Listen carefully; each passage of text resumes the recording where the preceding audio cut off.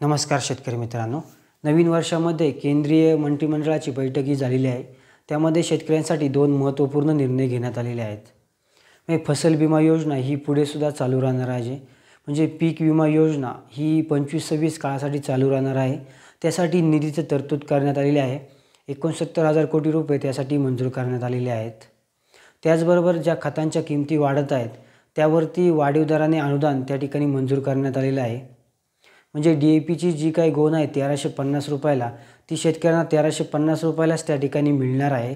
फक्त जे काही खत निर्मिती जे कंपन्या करतात त्यांना हे वाढीव अनुदान त्या ठिकाणी मिळणार आहे।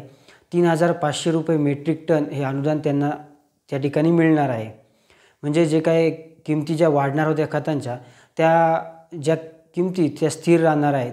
म्हणजे DAPची गोण शेतकरी 1350 रुपयाला खरेदी करत होते, तर आत्ता 1350 रुपयाला शेतकऱ्यांना ती गोण त्या ठिकाणी मिळणार आहेत।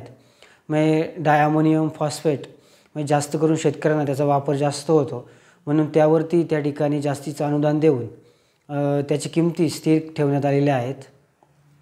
म्हणजे निम्म्या किमतीने बॅग मिळणार असं सांगितलं होतं, फक्त निम्म्या किमतीने मिळणार नाही, तर पूर्वी ज्या किमतीने आपण खरेदी करत होतो DAPची गोण, त्याच किमतीने आपल्याला ती गोण त्या ठिकाणी मिळणार आहे।